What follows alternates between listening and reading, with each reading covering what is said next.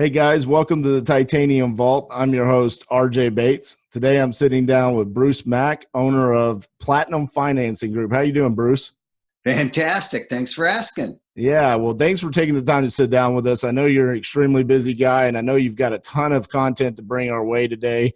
We were just kind of briefly chatting before we got started here on all of the different topics that we can touch base on specifically for real estate investors. So before we jump into that, kind of briefly introduce yourself and tell everybody what it is that you do in this world. All righty. Well, thanks. Let me just jump right into it. I'm a licensed financial advisor, speaker, author.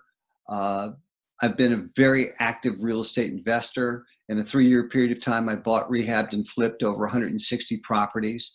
I've been involved in personally over $92 million worth of real estate transactions, both single family and multifamily.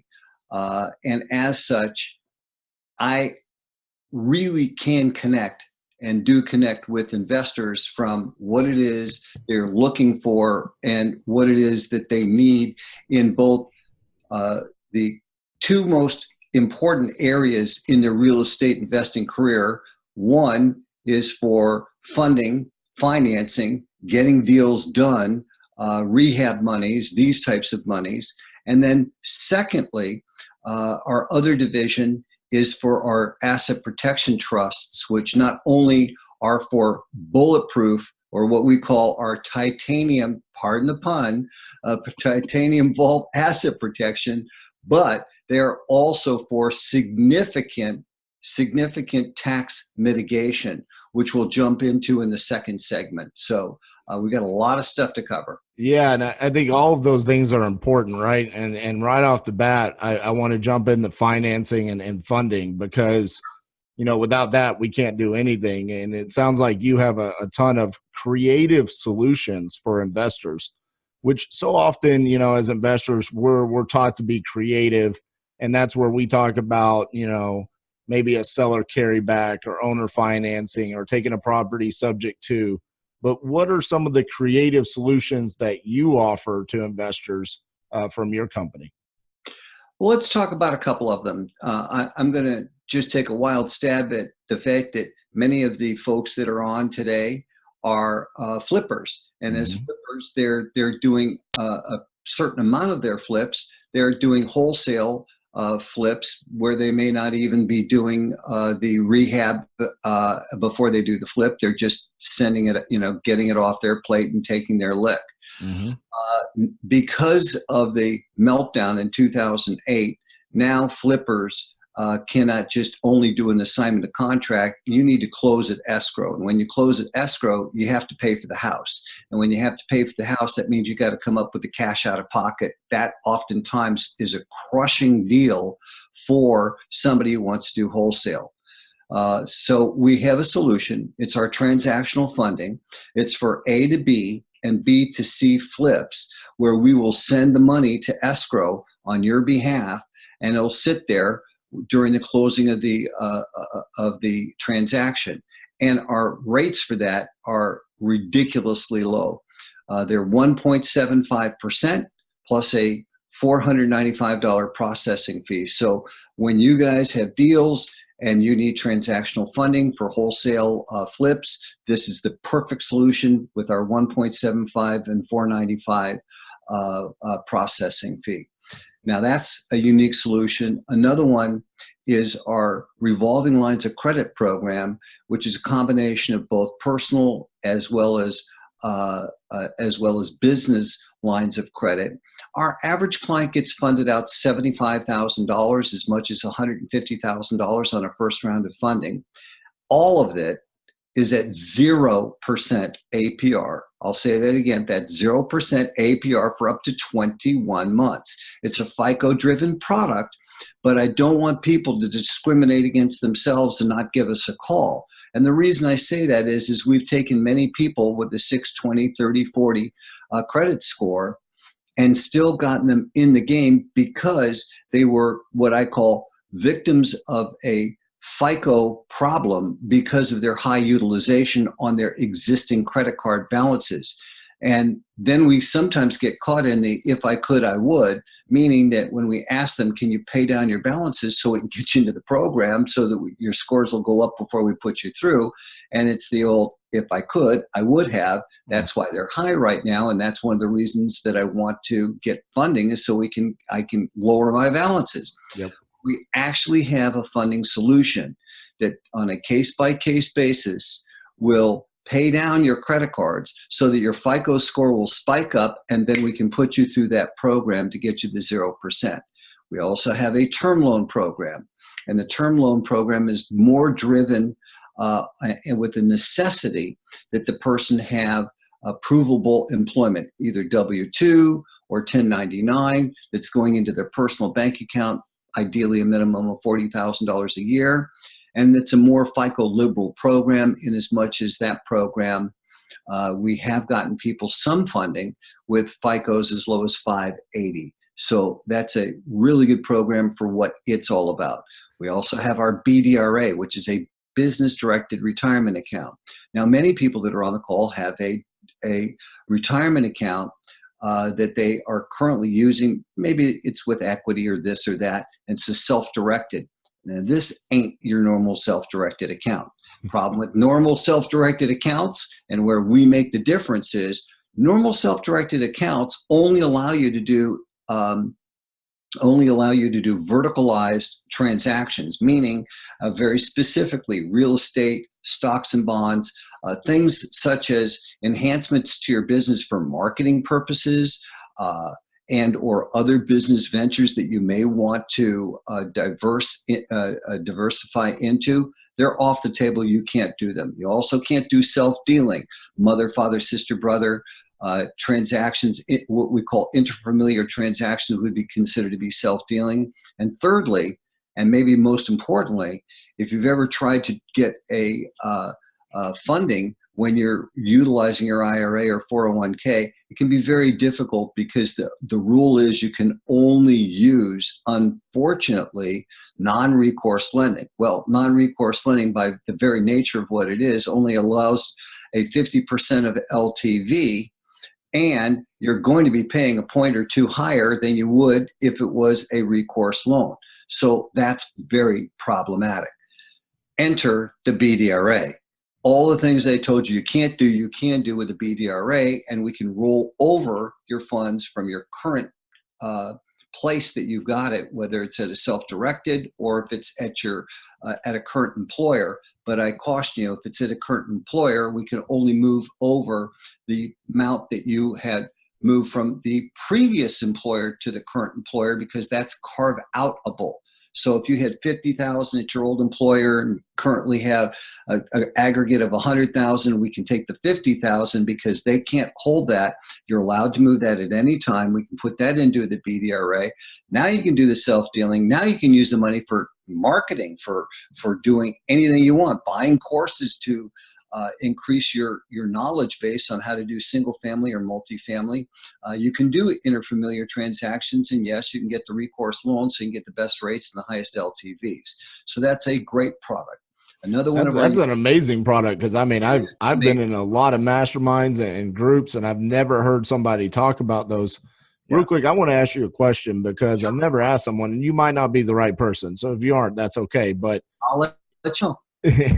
You brought up the FICO a couple of times here. I mean, does anybody actually know how the FICO scores are calculated? I mean, I know we all know about the balance and the amount of inquiries and all of these different things, but I mean, that thing is just an unknown roller coaster all the time. That's a great question. I used to own a licensed and bonded credit repair company, so I have a pretty good core idea. However, there are many different models. For instance, there's FICO models for mortgages, FICO models for buying cars, FICO models for consumer credit, and then there's the Vantage scores, and it depends on what institution is using what and what particular day and what version of what. So there's a lot of different issues there as to what composes a FICO, depending upon where the repository is that they're pulling from. But if your students would like, if they go on to FICO.com or they can see a wheel And that wheel represents little pie chart pieces of what different percentage is attributable to what, such as length of credit history, mix of credit history, amount of available credit, so on and so forth. So there is a good kind of basic roadmap that people can look at, which I would encourage them to go to so that they get an idea of what does comprise of FICO and what some of the weighted averages are. Hopefully that helps. Yeah, and let's take you for example. Say I come to you and I say, Bruce, I want to get one of your products. You've Yes. talked about some of them weigh the FICO score heavier than others. Yes. Which FICO score are you pulling on those? It depends if we're even pulling, and what we usually do, so we don't pull, because pulling means they're going to get an inquiry. Right. So what we do is we have our clients pull, and we utilize our credit partner, and we show them how to get a dollar trial for 7 days so that we can get a tri-merged report. It's very simple. And then what we do is we just log on to their report so that we can review it, and we utilize that as the basis to determine what's the best program or programs for somebody to work and move forward with. Awesome. Let's go back to the line of credit that you were talking about. Sure. As a real estate investor, I come to you and I get a line of credit. Am I allowed to use that for whatever I want? If I want to go buy a $50,000 property, can I use the line of credit? We have a way of liquidating that and absolutely utilizing those funds for payments to escrow. There you go. And how many of your clients right now are real estate investors? Is it the majority, or is it kind of 50-50 with other clients? Because I've been so heavily in the real estate space and put on boot camps for years, and speak at so many real estate functions, multifamily, single family, I have to tell you a good 70% of our portfolio would be real estate investors. Yes. There you go. All right. So I've come to Bruce. I went and pulled my own FICO score, let you log in, and I got all kinds of loans from you, right? I'm 2 to 3 years into this, and I've bought, just a ton of properties.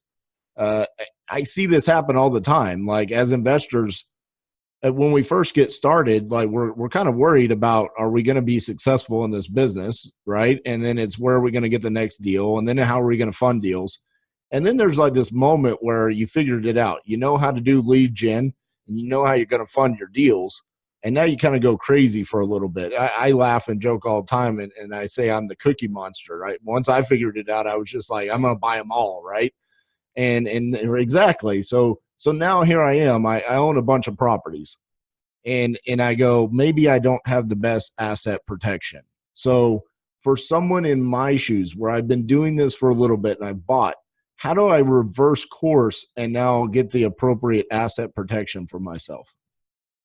Well, that's a great question. So let's start with the fact that there's a big, ugly misnomer that's out there. And the ugly misnomer that's out there is, if I have an LLC, it's good for me. And it ain't so, because by design, real estate investors are either solopreneurs, or it's them and their spouse or significant other and maybe a partner. In any case, they're considered to be tightly held entities. And as tightly held entities, any litigator can piss through the corporate veil and get to the inside of that entity, because it's not widely held, utilizing what's called the alter ego and the points and authorities, and alleging that you've created a facade and you're acting kind of like a marionette puppeteer, controlling what's going on. And truly, that is what's going on. So unfortunately, they are easy to pierce. Not only that, they're also costly in terms of time and costly in terms of money. For instance, in California, you're paying $800+ to the Franchise Tax Board for each LLC on an annualized basis, and for each LLC for the tax return. The average tax return that we find throughout the country is roughly $1,500. So let's just say you have 10 properties, and therefore you've got 10 times 8,000 or 800, so that's $8,000, and another $1,500 times 10 is $15,000. So you're talking about $23,000 a year or over every 10-year segment just for those 10 properties, $230,000 in fees. Then what are you getting except Right. a big bill and a pain in the butt? Let alone the fact that corporate veils can also be pierced, because I will tell you from our studies, 50% of the clients that are out there do not maintain what's called the correct corporate governance in terms of doing the meetings and minutes and so on and so forth. So if those were ever yanked, the records for the formalities, and brought into a courtroom, I hate to say it, but most people would be completely toast at that point. With a trust, which is what we recommend, you can put one property. Likewise, you can put 200 properties and have the same level of asset protection, because you were told previously one trust, or excuse me, one LLC, one property, that's the best scenario.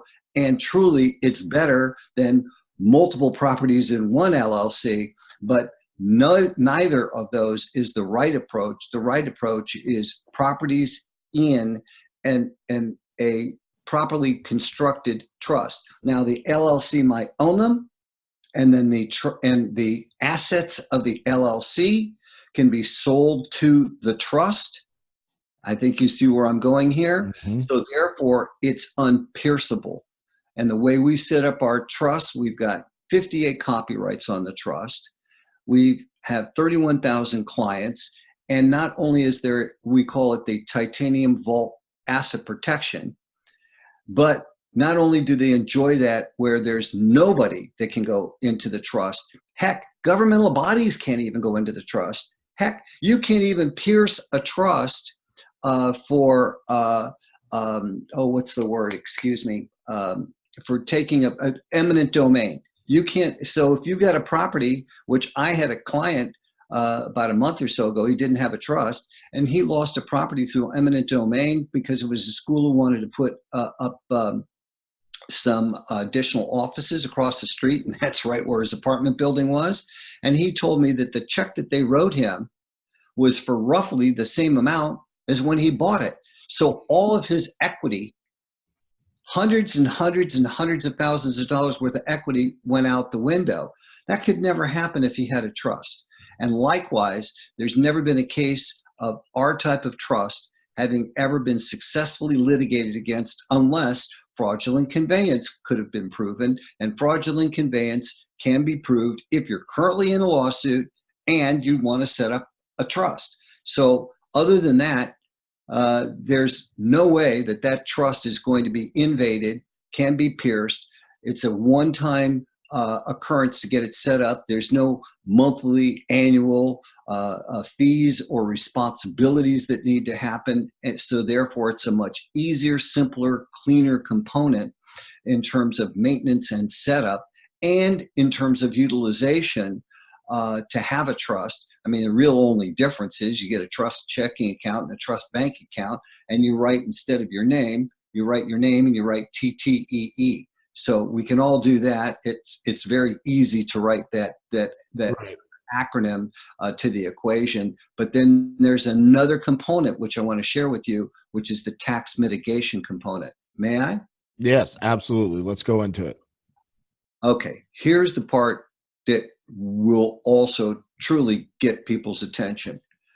All along in our trust, like I said, I've never seen anything like this. Our trust has an IRC code 643B that's been woven into the fabric of the trust. And as such, it so states that all proceeds that go into the corpus of the trust, which they will when you sell, which they will, become tax deferred. Now, that's not tax deferred like we've been talking about with a BDRA, which, as you know, those types of tax deferred accounts, any type of tax deferred accounts, you start having to take RMDs. And if you don't know what those are, that stands for required minimum withdrawals at 70 and a half.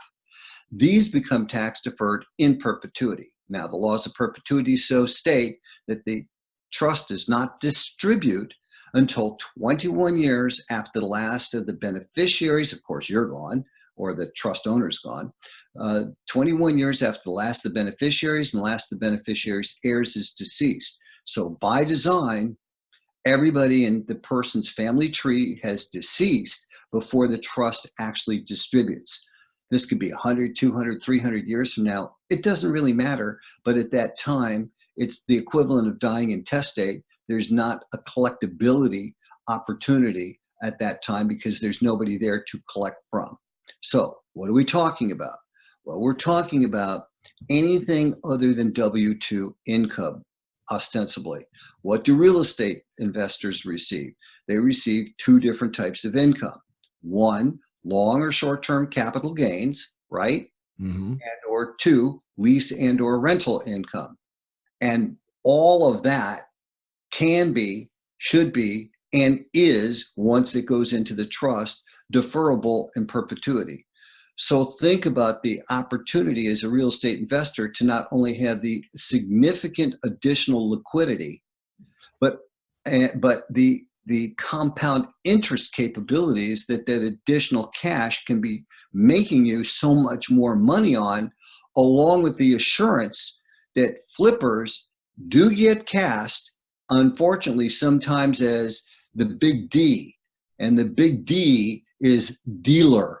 And if you get cast as a dealer, I'm so sorry. It is not going to be classified as short or long-term capital gains. It's ordinary income. And as ordinary income, you also get to pay employment. You get to pay the employment taxes, and the employment taxes are 15.2, 15.3 on top of ordinary income, which of course is worse than long and short-term capital gains. So again, this is something else that just because we have a trust, the client never becomes subject to dealer status. It's another feather in our real estate investor's cap. Excellent. So there's a lot of things to touch base on there. I want to kind of go down a mini rabbit trail real quick. Just let's talk about, I've got my regular company set up. I own a bunch of rental properties. You come in and you set up a trust for me. Yep. Now, say my buddy calls me and says, I've got a 200 unit apartment complex that I would like to partner with you on. How do I involve my trust when I'm partnering with someone that's not going to be a partner with anything else that I own, just one multifamily or one single family portfolio or something like that? How do I incorporate the trust with that so I still get the benefits? No problem. You'd single that out and you'd have a side, you can create a side agreement that they are, and we have this issue come up daily because we have folks that have multiple single family rentals that they own in their own portfolio. And then they've got some multifamily, and then they're also involved in syndications. So this is a common occurrence where they're maybe working with a funder who is somebody that they know and they're giving a return on, and they want to do a special carve out on this property and or that property or on these properties. That is a easy thing to accomplish. Okay. And then let's go back to the tax mitigation here. Okay. So I've got the trust set up and the funds are going to the trust. And so that helps alleviate some of the taxes that I'm going to owe.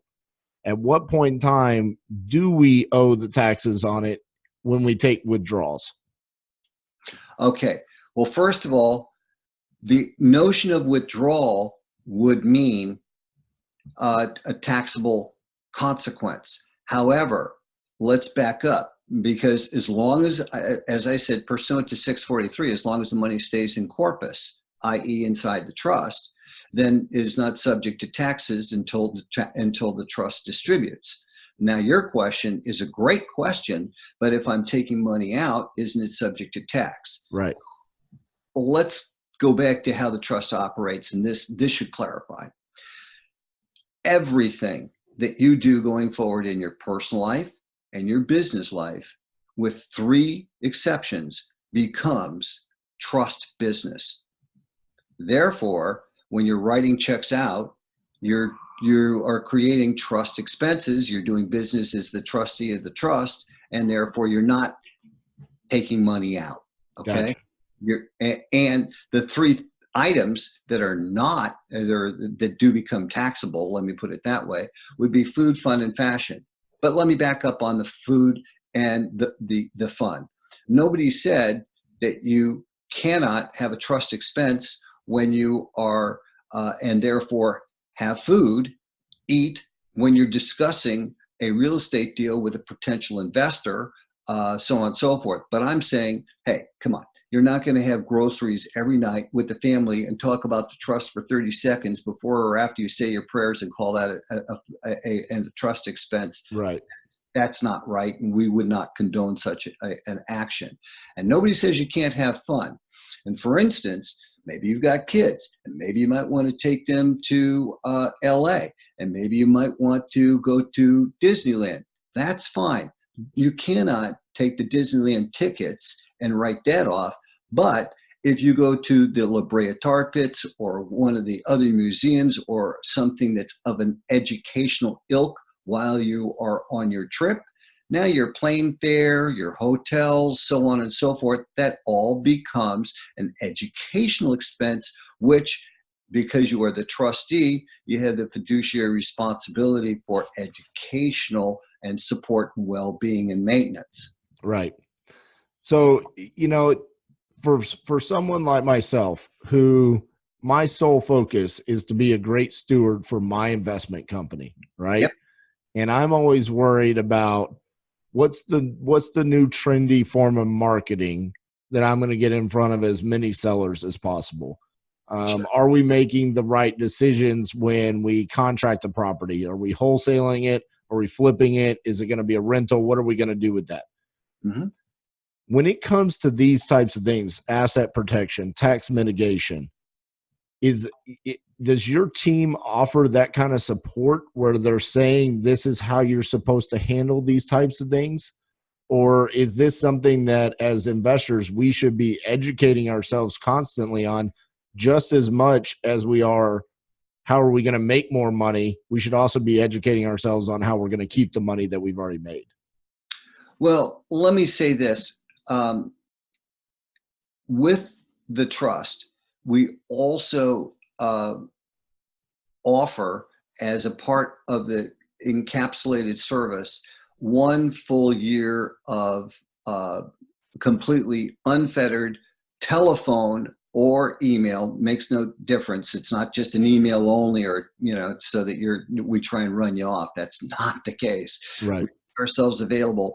Well, you will be tagged in with one of our tax professionals. So any questions that you've got that would be relative to investment decisions and or how you're monitoring, running your business, you just pick up the phone, get them on the phone, and they're glad to talk to you, along with the fact that we also will do your returns as a part of the first year's package, both your trust and your 1040. Now, all that said, if we're talking about mixes of business and what's the best way for me to eat the investor animal, or elephant, one, which I always say is one bite at a time. Should I be heavier in multifamily? Should I be doing syndication? Should I be doing this? Should I be doing that? And philosophically, from training, I've been around the flagpole.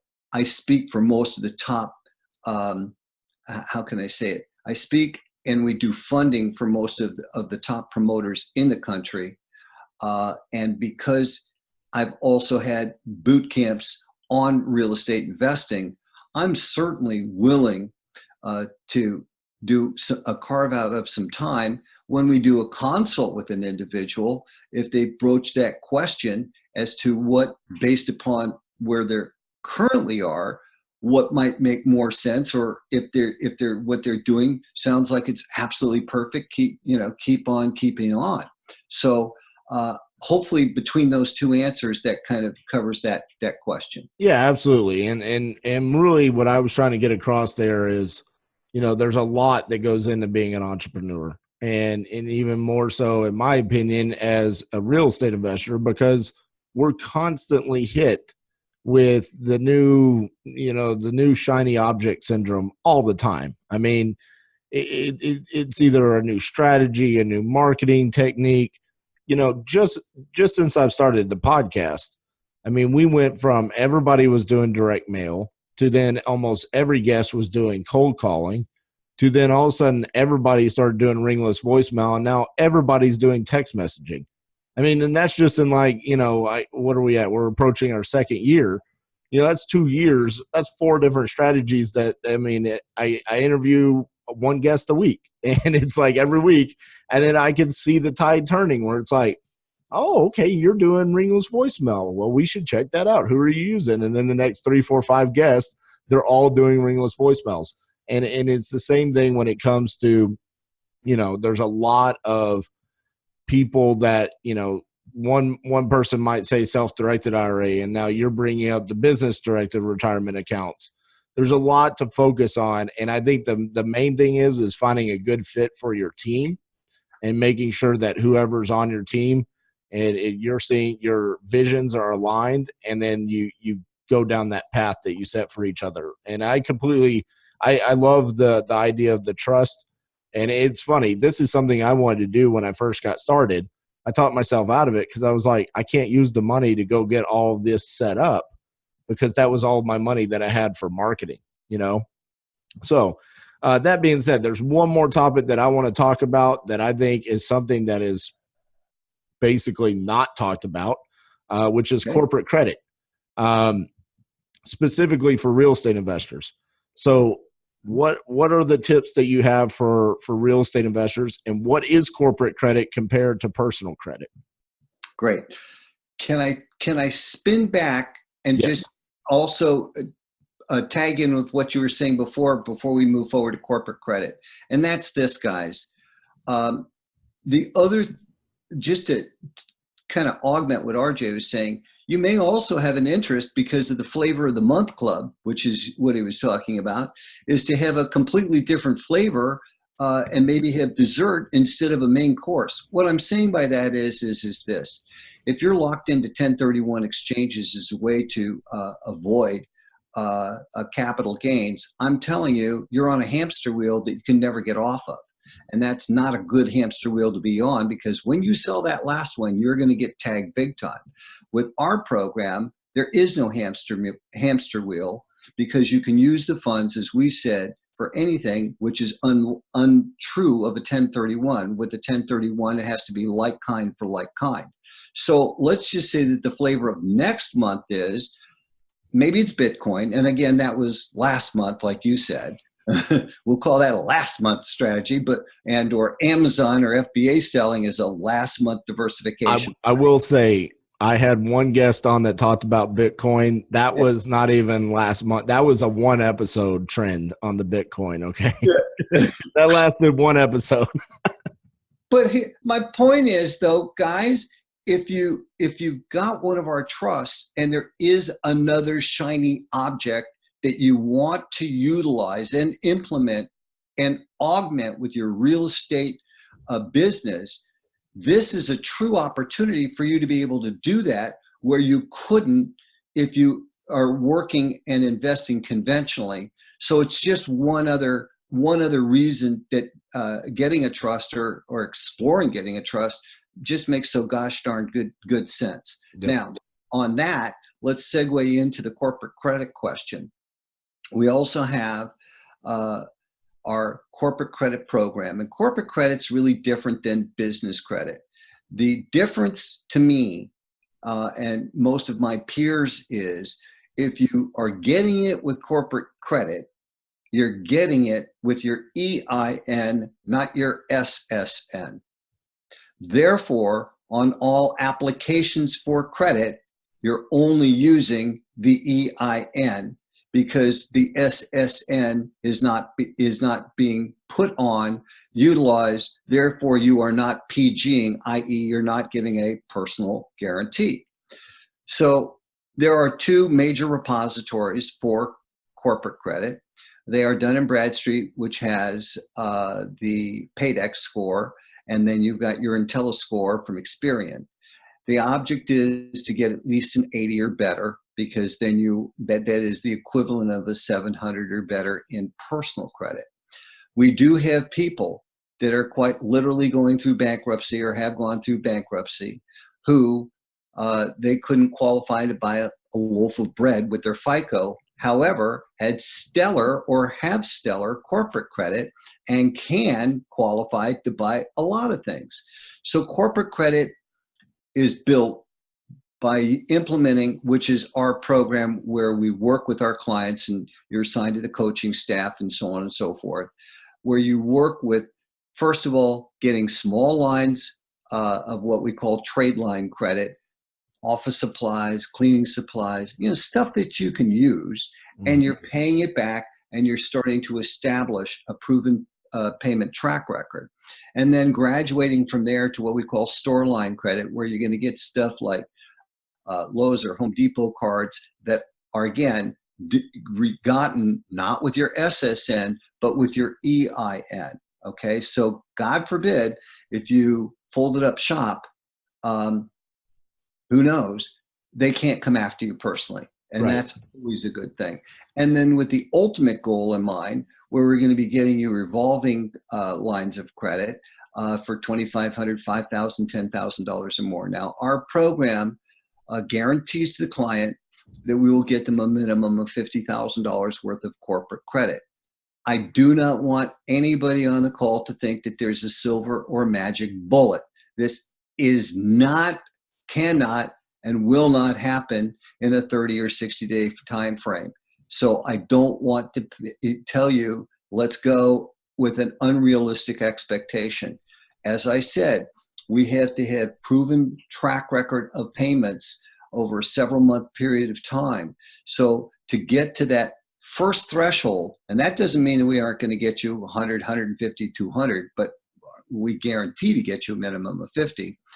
It usually takes about a 4 to 6 month process to get you to that first real threshold where things really open up for you. And should you wish, we're delighted to discuss that with you and how we can make that happen as well. So let's talk about the second step, where you go to a Lowe's or a Home Depot. You use those as an example. You're trying to get a business credit card. Now, when I go to those places and I try to apply for the credit card, they still want me to enter my social security number. How do you get around that? What's the conversation that you have where you say, hey, I've established my business credit? I mean, is that a conversation that you will have with them, or how is that done? No. It's done where you just don't.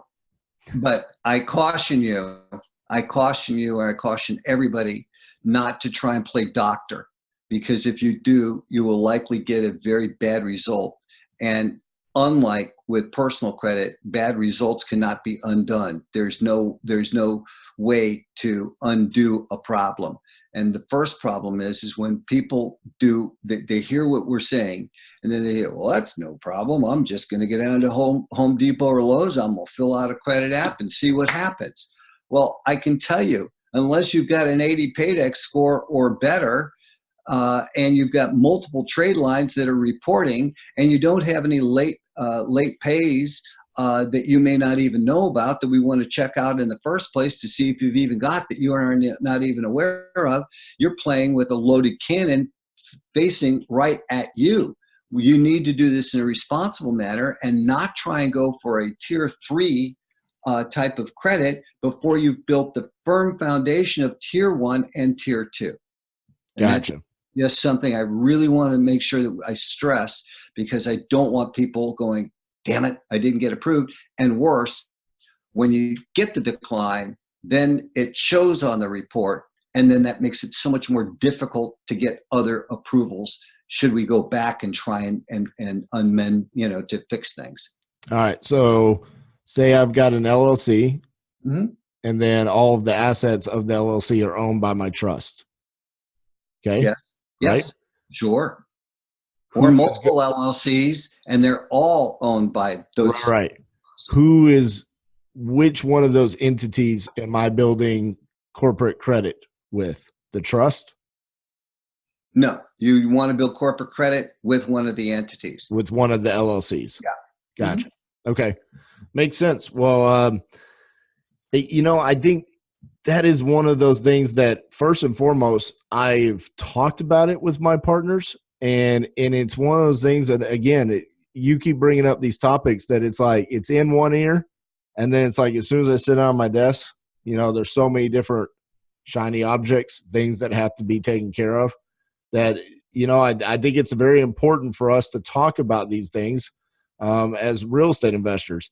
What is probably one of the more creative ways as real estate investors that we could use corporate credit? Oh my gosh. You can use corporate credit for down payment assistance. You can use corporate credit for rehabs. You can use corporate credit for advertising and getting those voicemail drops Yep. done. It's as many ways as you can think of, and anything that you're utilizing that has a cost associated with it. There's an opportunity to utilize corporate credit in lieu of your personal credit once you've got it. There you go. All right, Bruce. Well, you're just a couple more deals away from approaching that $100 million mark in real estate investing. So I know you've got a ton of knowledge. What would be the one tip that you would give to our listeners? Say you're a couple of years in as an investor. What's some of the advice that you would give to someone that is right on the brink of either succeeding or failing? Well, I'll tell you this. There's an old expression of you have to eat your own dog food when you believe in something, and if you don't, shame on you. And that is my wife and I, have a trust. Now, I can tell you that without a trust, our taxable income last year was close to $340,000. And I can tell you that we paid close to $10,000. Now, there's nothing that is more important than to be able to have cash flow, and as importantly, to have asset protection, because many of the people that are on this podcast, even if they're just getting started to get started, they have a primary residence and they have $50, $100, $200,000 or more in that property. And the sad fact is, even if you have a living trust, those are only good for probate avoidance, and they're only good for naming who your beneficiaries are. There ain't no asset protection with that type of a trust.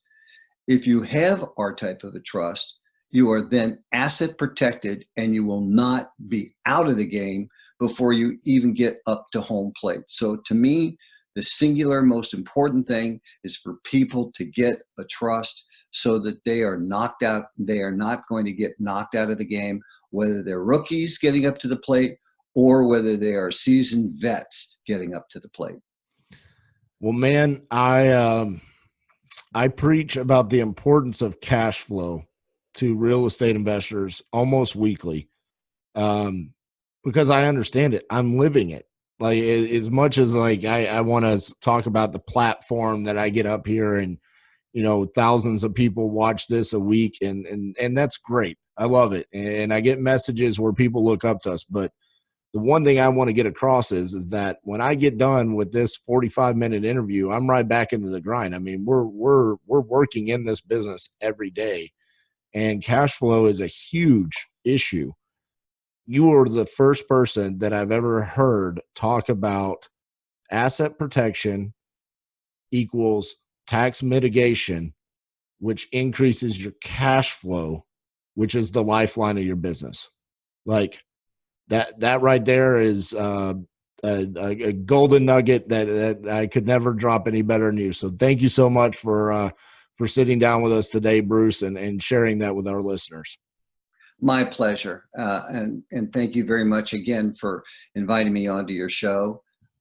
It's been great. Yeah, man. What's the best way for people to connect with you, follow with you, and connect with you? The best way is to go on to, well, first of all, there's two ways. If you want a trust consultation, and you also want a consultation on getting some funding for your business potentially, the best way, because we block out a 60-minute segment with you, is to go on to platinumtrustgroup.com. Again, that's platinumtrustgroup.com. And there's, on the left-hand side, or I should say on the left-hand side of the web page, there's a scheduler that is tied right into my Google Calendar, and you'll be able to pick a time, and we'll just have a sit down. Be prepared that when I call, to have a computer, because I will do a Zoom with you, and we'll go through some slides, and we will talk about your situation and see how we can just make your situation better. If it's strictly for funding consult, you can go on to our funding site, which is platinumfinancing.group.com. The calendar there will block you out for a 15-minute segment, just so you know what the difference is. So platinumfinancing.group.com for 15 minutes, Platinum Trust Group for a 1-hour consult. Best way to get in touch with me, and I look forward to having a sit down over the phone and going over what the specifics are and how we can serve you. There it goes, guys. I'll put those links in the show notes below. Bruce, thanks so much for taking the time today.